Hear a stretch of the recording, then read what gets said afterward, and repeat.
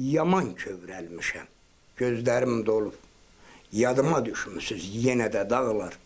Həmişə sizinlə mən öyünərdim. İndi yağı gəzir sizlərdə dağlar. Bu misralar İnqilab Bayramovun vətən həsrəti, torpaq niskilinin təcəssümüdür. Əslən İrəvan quberniyasının Şərrur Dərərəyəz qəzasındandılar. Paşalı rayonuna bağlı Terp kəndindən.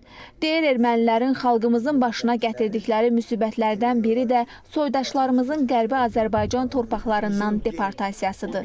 El obasından didərgin düşən müsahibim ağrı acılarını misralara köçürüb. O günü isə belə xatırlayır.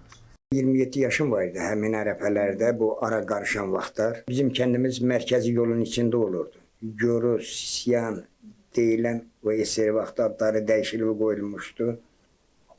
Bizim kəndin adı Dədə Babadan Terp olmuşdu, dəyişib Saravan qoymuşdular.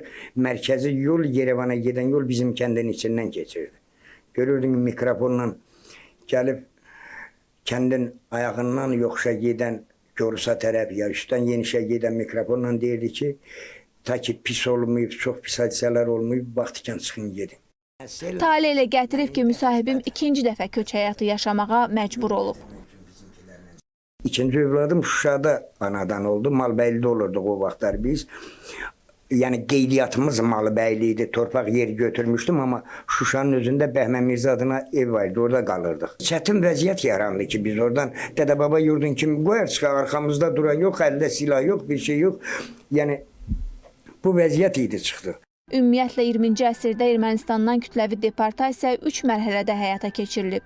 Əslində isə 19-cu əsr ərzində 50 mindən 75 minə qədər Azərbaycan əhalisi, yerli Azərbaycan əhalisi, hansı ki Qərbi Azərbaycan ərazisində, o cümlədən Qarabağ ərazisində yaşayırdı. Bunlar öz vətənlərini tərk etmək məcburiyyətində qalıb. 1918-1920-ci illərdə Azərbaycanlı əhalinin soyqırımının və Azərbaycanlıların Ermənistandan deportasiyasının əsas səbəbi ermənilərin Böyük Ermənistan yaratma xülyası idi və 1918-ci ilin 29 mayında ilk belə addım atılır.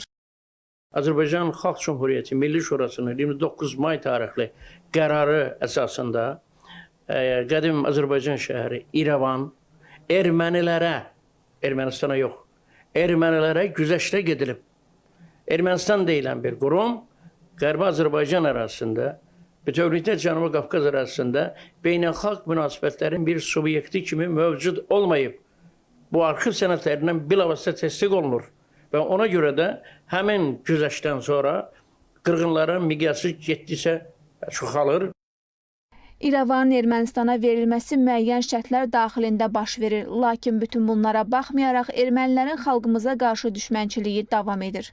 İrəvan şəhərinin mayın 29-unda 18-ci ildə ermənilərə güzəştə gedilməsi son nəticədə bu şəhərin özündə və bütün quberniya ərazisində insanların soyqırıma, məruz qalmasına, etnik təmizləməyə və deportasiya demək faktı ilə qarşılaşmaq məcburiyyətində qaldı.